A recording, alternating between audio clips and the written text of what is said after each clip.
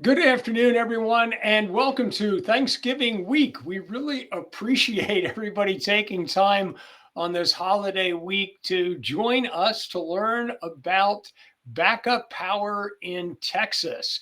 My name's Dave March, and this is Exergy Energy, all things energy, LinkedIn Live streaming. Exergy Energy is a quick intro. We are a concierge utility. We work with companies where energy is mission critical, making sure that they get the energy that they need, the resiliency, the quality, the pricing, and the carbon footprint as they set for their corporate goals. Today, I'm joined by Randall Rapier, head of consulting for Exergy Energy. And of course, he's got a map of Texas behind him. So we must be talking about Texas. And Randall, you're going to have to correct me here because you're the Texas expert. I am not. About a year and a half ago, I believe the Texas Energy Commission or Energy Fund was, again, still reeling from the impacts of Uri and instituted a fund for more backup generation, but it was like 100 megawatts or more. A lot of people subscribe to it and everything else, but I understand just recently there's been a rejuvenation of a potentially additional program for companies of, let's say, more modest means than 100 megawatts and things like that. So tell me what's going on, Randall. Yeah, so it was really kind of interesting, the strategy that they had, because they looked at the problems with Uri and they said, how can we address it? And it looks like the kind of the rationale was kind of a two-pronged approach. The one, like you mentioned, was the program that was aimed at, let's get some more energy on the grid, first off, because we need it. And as everybody knows, Texas is tapped out and we're hitting records on a regular basis. So there was incentives, very advantageous loan opportunities for any energy producer that was going to produce 100 megawatts or more of additional energy to service customers in Texas. But then the second program, which hasn't launched yet, and they're still working on the rules of exactly how it's going to be implemented, is going to be a real game changer for critical companies. And critical companies, if you think about it, like, what are some organizations in a community that if the power goes out and the grid's down for multiple days, people could die? That's what I thought you said critical, like a microbrewery. There you go. Yeah, something really critical. So think nursing homes, those small regional hospitals where people from small towns, it's their only, place that they can get care. The grocery store that is the only grocery store that might service people within 50 miles. That if they lose power, it would really have a health and safety impact on the community. So what they did, the Texas Energy Fund created a separate program aimed at these organizations. And the program is called Texas Backup Power Package. That's the formal program. And it's aimed at those small companies. It's well funded to the point of $1.8 billion. So there's this bucket of money that's been put there, and the marching orders for the commission was put together the plan that is the best way to get backup power into these locations so that the communities, if and when something like this does happen again, that they're protected. So that was kind of the impetus behind it and how they segmented out that particular fund. Oh, interesting. I can see sort of a dual value to it. So when you think about, let's take elder care facilities, nursing homes, and things like that, you certainly want those residents to be safe and healthy and all that. So backup power is essential regardless. Yeah. But by essentially ensuring that these critical facilities have backup power, it makes the recovery from an outage easier to prioritize and plan, because the most pressing needs have already been taken care of, sort of a priori. It's like, we're going to make sure before anything starts, these people are taken care of. So when disaster does happen, we can allocate our recovery resources to get the biggest impacts possible, right? To get most people back, up and running as quickly as possible, because we don't have to focus on these smaller but critical facilities because we've all taken care of them. Yeah, and it's such an interesting problem, and it's so complex. Is how do you address it? What is the actual problem, and how do you address it? So we see weather-related outages from significant weather events are just increasing all the time, but specifically in Texas, when you look at the number of severe weather-related outage events in the United States, it's like 20% of them happen in Texas. There's not even a close second when it comes to the states. So it's a big problem in Texas, getting bigger. And one of the challenges is when you have a weather event, like a cold snap that comes through, everybody turns on their heaters. So the energy demand goes through the roof. And then you have the danger of, we're going to hit maximum capacity on the grid, and it's going to shut the whole grid down. So that was one of the reasons why they went out and tried to get those energy producers to build those big power plants and give us more energy. But if you think about the secondary benefit of this smaller program, where we're putting backup power in the nursing homes, we're putting backup power in the small hospitals, that when we have a weather event, rules aren't out yet exactly how those power plants could be used, but theoretically, those facilities could be powered by the backup power that's in place and not the grid. So not only are you safe, but now you give the grid some stress relief where those facilities around the state are not using power during those times. So it'll be interesting to see how the rules. Yeah, but the thing we do know, and I'm not trying to, in contrast to you, the thing we do know is about 80% of outages are caused by weather because of things like down power lines and floodings and that type of thing. So it's not the stress on the grid as much as, a hurricane comes through, poles go down, trees go down, wires go down. There's a lot of cleanup that needs to get done, a lot of things to be rewired. So,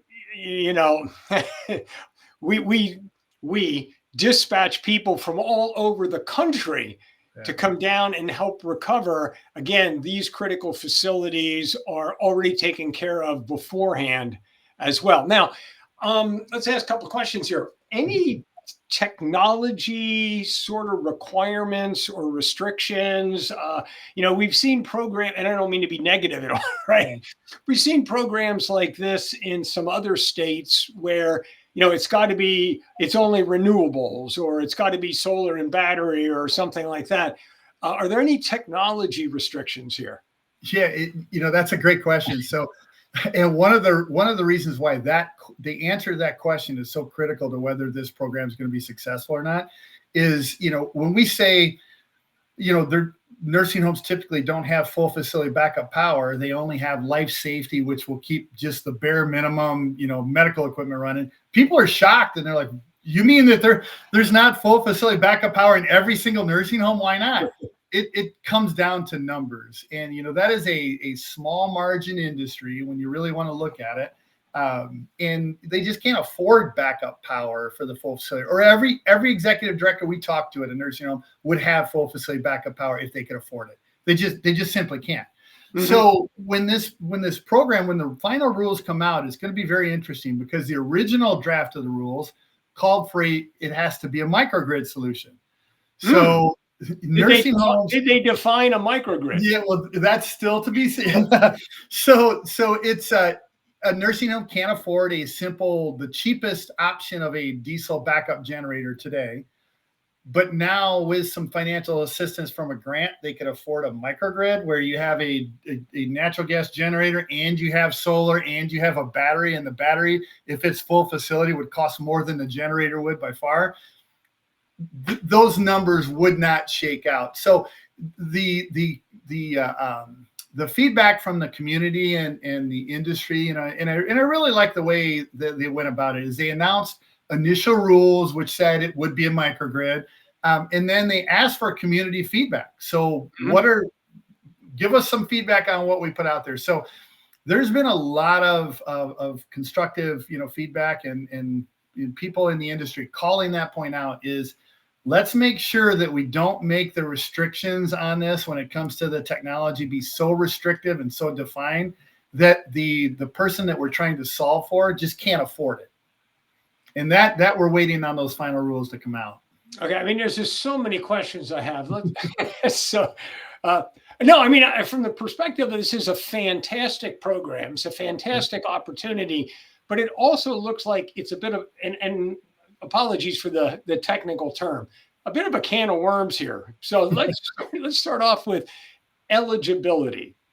Yeah. Now, I mean, in my head, you kind of used like lives are at stake, right? Yeah. Okay. Hospital, not a problem. Nursing home, not a problem. Elder care facilities, totally get it. Dialysis centers, yeah, probably, yeah, Yep. fine. But then you mention grocery store, okay? Okay, but it's got to be a critical grocery store, right? So if I'm in Houston, are they going to pick one grocery store every 20 blocks? How would, how is that supposed to work? And then I saw something in there that like gas stations and fueling stations comply if they're on an evacuation route. What do what are the evacuation routes and how many miles? So help me understand the eligibility and the process for determining whether my facility is eligible. And so this is one of the reasons why we're trying to get this information out there now. When you look at the program as it's structured today, it's a finite fund. So there's parameters around it. There's first come first serve. Correct. Yeah, there's a bucket of money, and if you submit your grant application and you submit it correctly and you meet all the requirements and you conform with all the reporting requirements, if you're awarded the grant on an annual basis and show how the power is used, if all of that meets, you can be one of those recipients of basically free money. It's grants, to help you pay for backup power. If you do not submit your grant correctly, meaning I didn't give good enough justification for why my grocery store should be considered a critical facility in my area. If I didn't clarify correctly that my gas station is the only fueling location on this critical travel route within 100 miles, if I didn't do a good enough job of justifying that, then I'm probably, I'm canceling myself out, for this grant opportunity. So that is really one of the reasons why, we feel it's in the residents' best interest, but it's definitely in the best interest of these critical organizations to have, somebody to manage that process for them, to make sure that they understand the rules correctly as they come out and we get the final rules, to write the grant correctly, to make sure that you do a really good job of clarifying that we are a critical organization and we provide a valued service to this community. Thus, we should be awarded this grant, and make sure that the grant is submitted on time. That would be the worst scenario. Plus all the technical and load information and everything else, yes. Right? Yes, and then reporting down the road, 2 years in, this is the backup power plant that was purchased. Here's how it's been used. All of that information. And I think there's actually, and again, all this is still proposed, but there's things like specific maintenance requirements and regulations, et cetera, et cetera. So this isn't, and I'm interpreting here though, it's not like here's some free money, go have a good time getting a backup generator. It's kind of like we're sort of getting married here a little bit. We're providing you some funding. You're providing us the support to the grid so that when outages and things happen, we don't have to worry about you. But for us to feel comfortable not worrying about you, we need to make sure that you're taking care of it and all that kinds of things as well. So, To put the altruistic hat on, if I'm in that position where I'm creating this fund and I'm creating the rules from it, and I look at like what is my real goal here, and it's to provide long-term safety for the residents of Texas. We run into this all the time where we'll do a site visit for a customer where we're looking at their backup power that's in place, and it's a generator from 40 years ago, and service and maintenance hasn't been done in 2 years, and they will literally say that when we go to fire it up, I say a prayer real quick and go flip and hope it doesn't blow up on me because there just hasn't been good service and maintenance. So, putting those guardrails on there that, this needs to be done professionally. There needs to be good service and maintenance done on this investment that we're creating, because we are investing in the fact that 10 years from now, the resident in this area will be protected. So there are some restrictions. Okay, let's, you froze on me. Function. Now you're back. You were frozen there for a minute, Randall. Let's get down to a little bit to the sort of the rubber meets the road kind of thing. Help us to understand sort of what project costs are kind of like, how much the grants are, things like that. So, I mean, is this, I have a nursing home and everything else, I get a grant, is that free? I mean, it's not going to be any out of pocket expense, or what am I looking at here? So there's, depending on how the rules come out, and we'll know pretty soon, what the feedback from, the guidelines on the rules are. But there's so many different components that go into backup power. That's why it's so challenging for something like this for an end user, to do it themselves. If I'm a nursing home or I'm a small regional hospital, that's what I do for a living. I don't do power for a living. So there's some things that I'm not factoring in that I don't know I even should be factoring in. So, like, for example, when we meet with a customer and we're looking at, they need resiliency and they need to have that power backed up.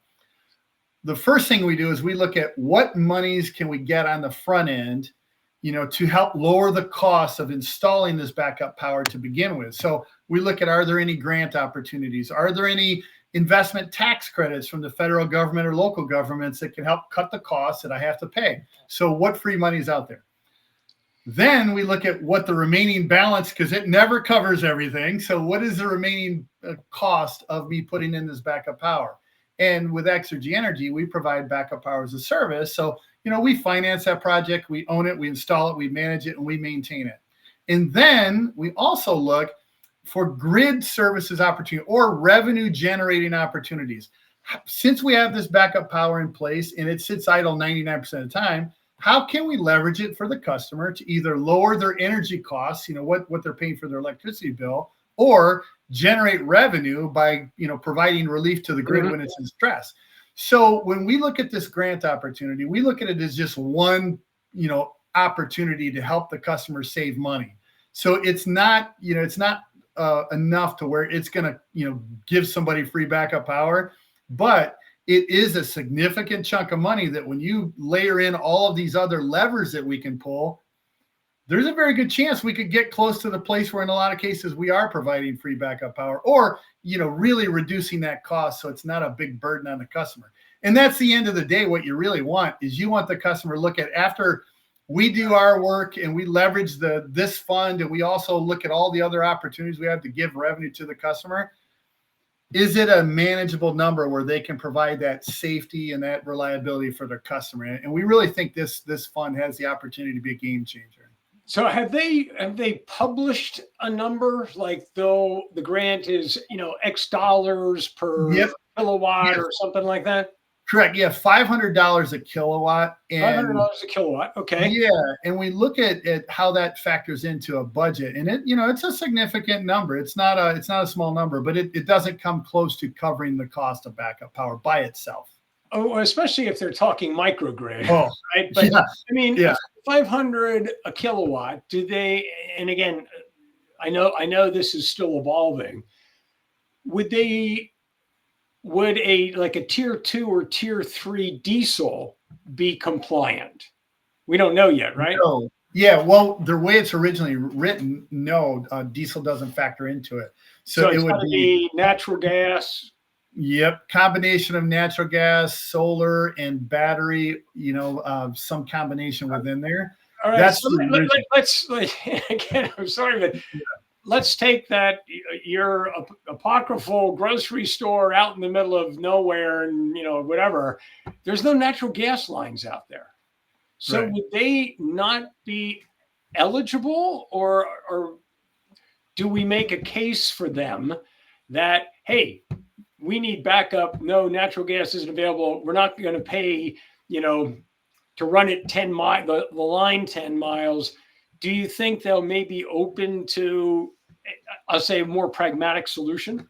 That's the ask from the community is, let's not boil this down to where we're saying, you can get backup power, but it has to look like this. And then we all know what those cost models are going to look like. And then you're just pricing out a whole bunch of opportunities, just like the scenario you just mentioned, and keep it, technology agnostic. and let the market do what it always does, is, come out with the best solution for each case scenario, make that case to a customer, and then you leverage this grant opportunity to make it a reality and get them backed up. And that is one of the big areas of pushback, that the original rules that were set out there. Mm-hmm. That's one of the big pieces of pushback that that was brought to the forefront, is let's not lock this technology down, because you're going to have a large number of customers that, just because of their proximity, they're not going to have access to natural gas, or any other factor like that. Yeah, and it doesn't solve. Yeah. So what we don't, again, because we're also providing comments and things to the PUC on this, what we want them to do is to focus on what is the primary outcome, what is the goal, and the goal is these critical facilities make sure that people are safe. If the grid goes down, we don't have to worry about it. I don't mean it in a negative way, because we know that they're safe, and not make this about the right technical solution, the right political solution. This should be a microgrid. It's a 20-bed nursing home.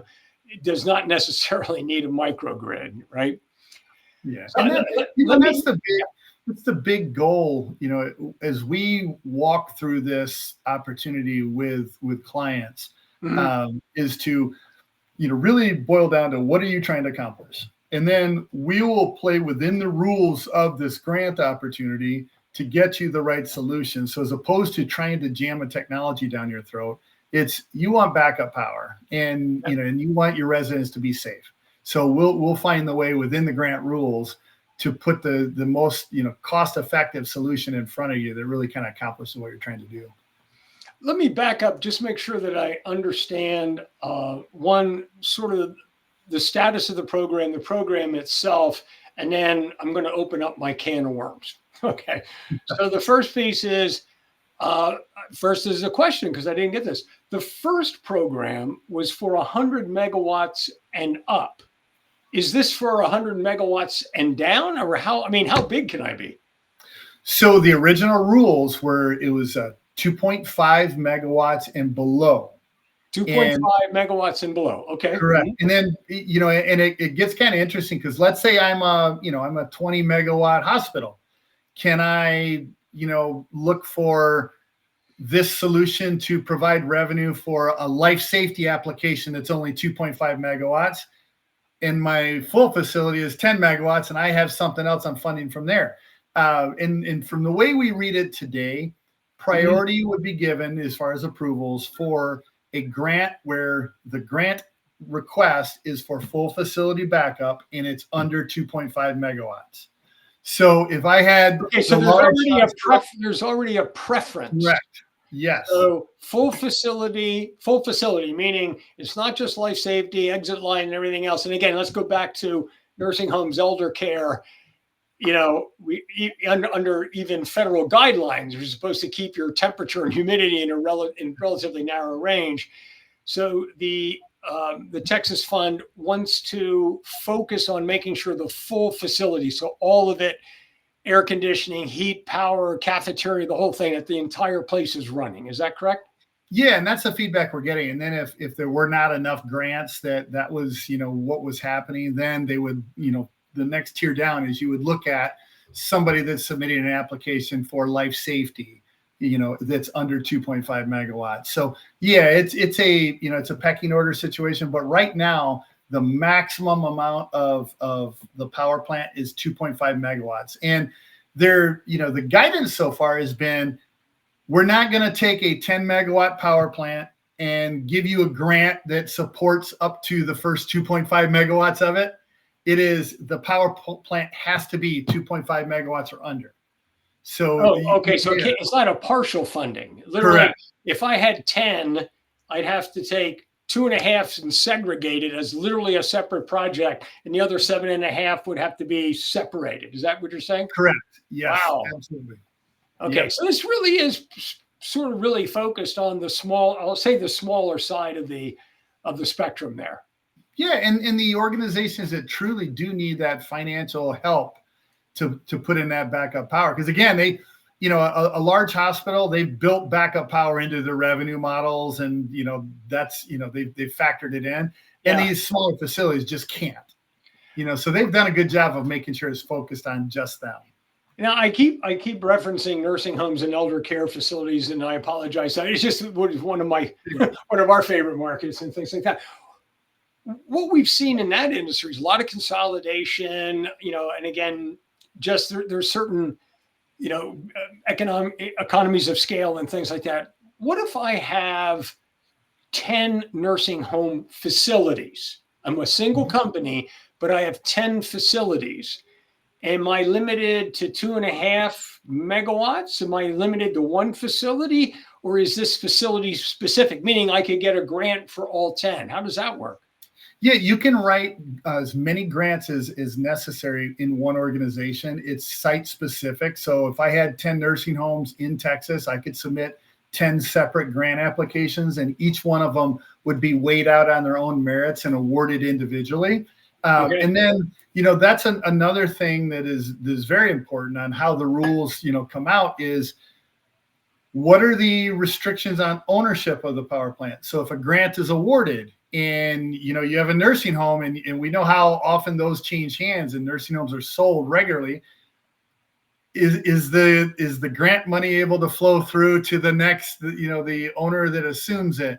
Can backup power as a service companies be the owner of the asset and then provide the managed solutions? So all of those rules will come out here shortly. And that is going to be very important, especially in the nursing home community where there is so much consolidation and individual homes are being packaged and sold off on a regular basis. That's going to be important criteria, which again, it is so critical that the entity who is writing the grant request really has every one of these factors boiled down and very clear and easy to understand, because you can imagine the number of grant requests that are going to be being looked at. Yeah, let's even fuzzy a little. It's going to get segmented off. Okay, so let me go take it back up to 10,000 foot. Make sure that I understand, and I'm going to open my can of worms. Okay, so this is a dedicated but ring-fenced budget of 1.5. I think I got that right. $1.5 billion. I'm sorry. 1.8. Ooh, okay. 1.8. $1.8 billion. It is earmarked exclusively for critical facilities. That's primarily healthcare, logistics, medical, and potentially food, etc., critical facilities of 2.5 megawatts or less in size. You can't do partial funding. The project has to be 2.5 megawatts or less. The grant amount is $500 per kilowatt, which, depending upon what you do, could be anywhere from 60 to 30 to 60% of project cost would be a guess in that regard. And now we'll get into the can of worms. Okay, last one is it's first come, first serve, only if you come in correctly with the right stuff. So here's the can of worms. I manage a nursing home. I don't, but for this conversation, I do. Watching like the Public Utility Commission website or what's going on at the ERCOT alerts or the Texas Backup Power Package Fund, that's not like on my reading list every day. So this is a first come, first serve. My understanding is it hasn't been published yet. The date where it's going to be available hasn't been determined yet. All of the technical details haven't been determined yet. How do they expect anybody to actually hear about it? Yeah. Is that a stupid question? Yeah, absolutely. So I had a customer I was discussing this with. It was actually a reasonably large nursing home in Texas, and I use the analogy. I'm a veteran. I'm a military veteran. Yeah. And there's a particular benefit that I could have leveraged if I had chosen to. And at one point, I'm like, I should probably take advantage of that because it's there and I earned it. Yep. So I called out and I reached out to the VA, and they said, "Oh, you would have had to have done that prior to 6 months ago. Your opportunity is closed," because it Okay. just wasn't something that I was, keeping up on. So that is the challenge. Is you How are they have going to so hear much. about it? Literally, Yeah, how do they hear about it? Now, I'm going to pick my next can of worm or the next worm in the can. Um, there are two aspects then. One is there's a technical one. You have to be able, and again, we don't even know what the forms look like. You have to technically describe what it is that you would be installing and all of that. Mhm.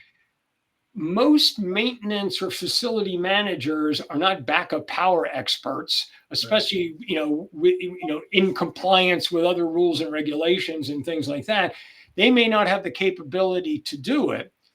But at the same time, the other piece that I'm hearing is that it's not just submit the technical details right and get it in as early as possible, but it sounds like there's a bit of a sales tactic here of Yeah, you got to absolutely. justify why your facility, right? Yeah, why you should earn the grant. Yeah, and it's that is the big challenge. Is the guidance is that they're going to be reaching out to the market, and they're going to be letting them know the grant's available. But I can tell you for a fact that it's going to be very difficult to reach every one of the organizations that are out there.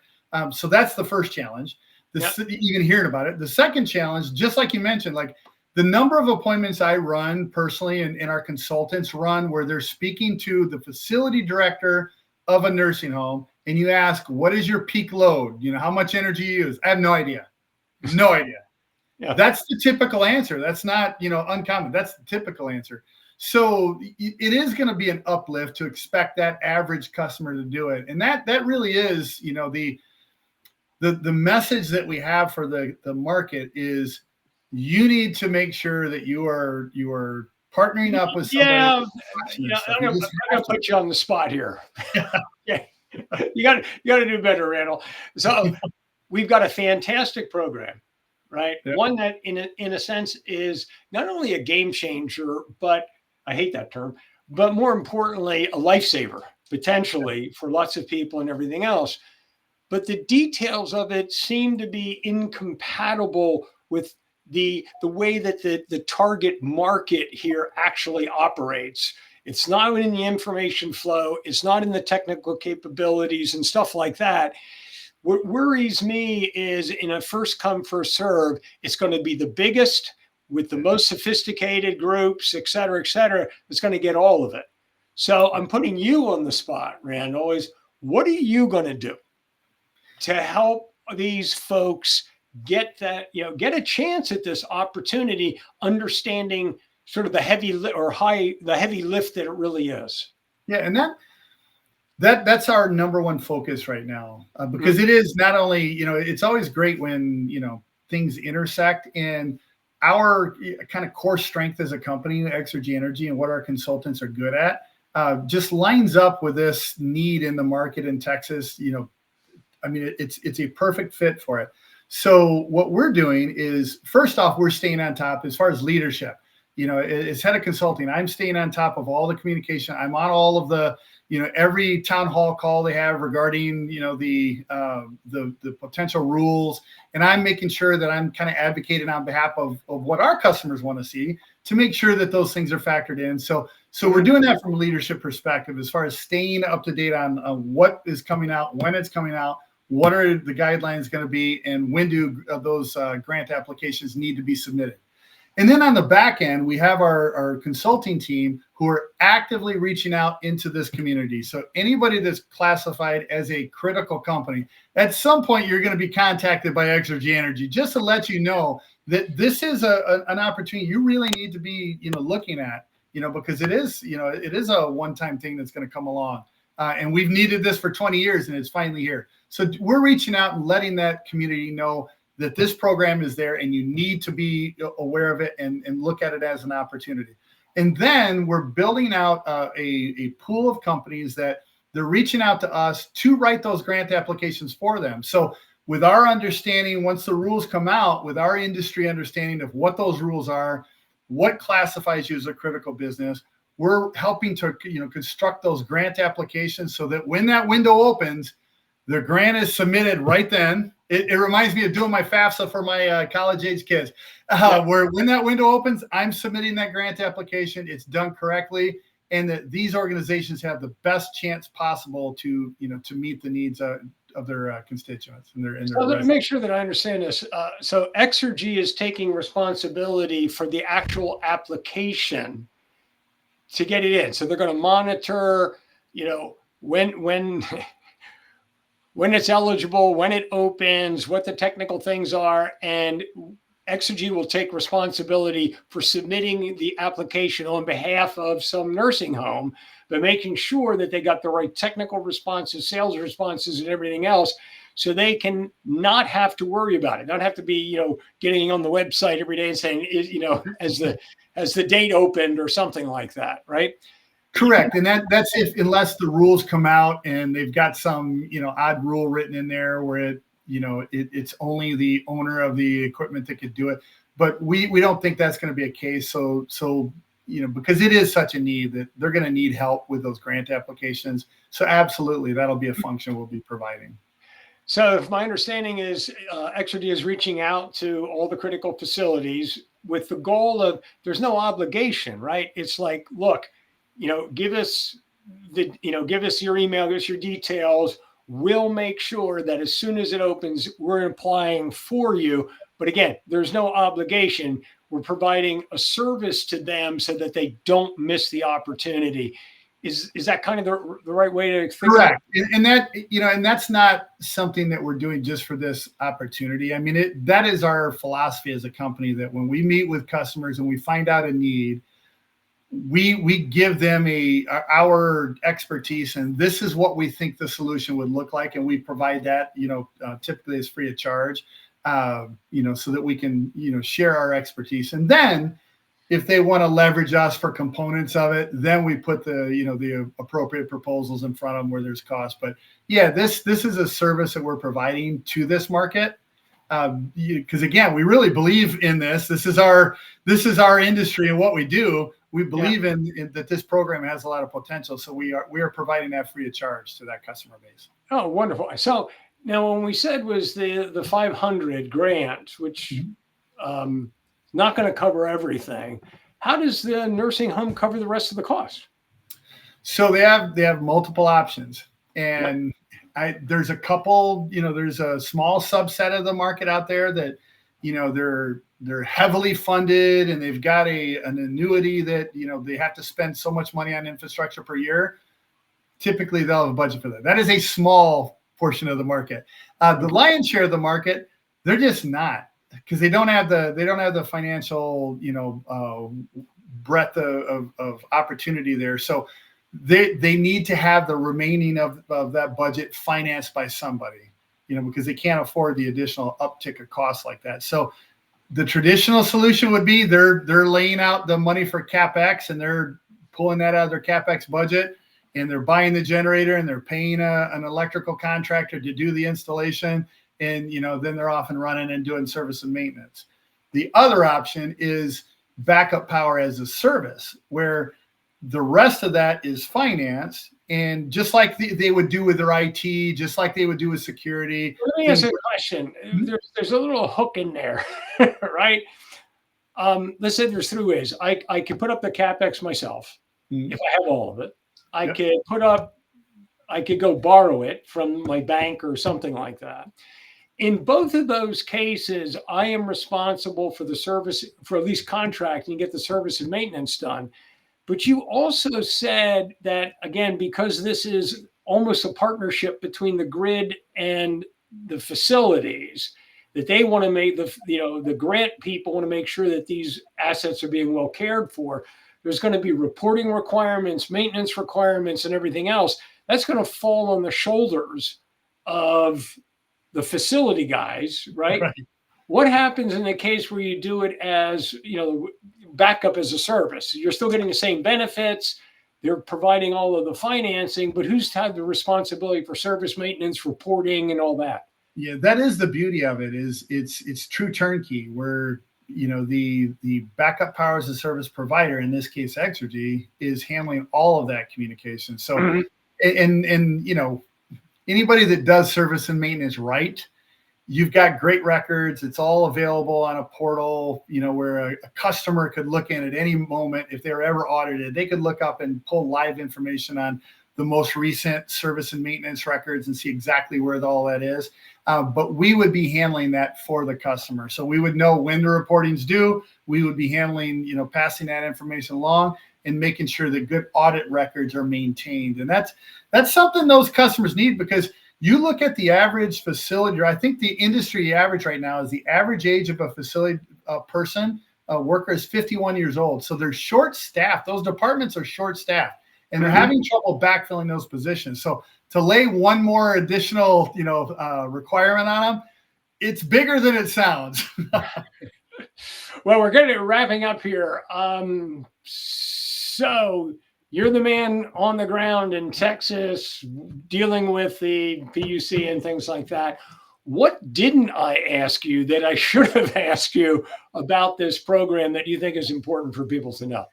So we've mentioned that the completed rules aren't out now. We mentioned that, the grant application window isn't open. So I think the question that companies should be asking themselves, what do I do now? Like, is there anything I can do right now? Okay, so what should they do now? They should engage with Exergy Energy or somebody that they want to quarterback this, who's going to be responsible for watching those dates, who has the expertise to prepare a grant request to make sure that they've got a really good opportunity of receiving the grant that they should get as a critical company. And you engage with that organization right now. We would be gathering the information that we feel is going to be required on those grants. So we have it ready. And then when the time comes, and we can give, estimate models of what the financing would cost if you receive the full grant. Here's what those financials models would look like if you didn't receive those grants. And then if and when the time comes where it's time that grant needs to be submitted, it gets submitted correctly. So that's what I would recommend, is engage right now with that organization that will be responsible for, keeping tabs on this grant program as it progresses, and it will have that grant ready to roll on the day that those grants can be submitted. That would be my recommendation. One last clarification. If I do that and I sign up and say, hey, I'm going to use the term, Randall, you're my agent, you're going to submit this stuff for me, et cetera, et cetera. What does it cost me, and what's my obligation to Exergy? Yeah, it costs nothing, and there's no obligation. We're just there to help make sure that this request goes in there correctly for the customer. So there is zero cost to that. There's zero requirements for them to leverage Exergy at some point in the future. But again, we're doing this as a service. And then, just because of our reputation in the market, and when a customer just gets to know how we operate, we're sure at some point down the road, there would be an opportunity for us to do business with them once they get to know us as an organization. But it's most important to us that this program, which is $1.8 billion of grants available to critical facilities for backup power to keep your residents, patients, et cetera, customers safe. We want to make sure that you have every opportunity to get that as possible. Correct. And our employees who live in the state of Texas and are paying taxes into the state of Texas, which is what is funding this program, want to make sure that it goes into the right hands as well. Yeah. Randall, thank you so much again. Super thanks for taking time on this holiday week. Everybody on LinkedIn Live, thank you. Have a fantastic Thanksgiving. Enjoy. And again, if you are one of those critical facilities, please reach out to us and let's make sure that we get you on that list and get that grant for you. Thank you so much and have a great week. Bye-bye.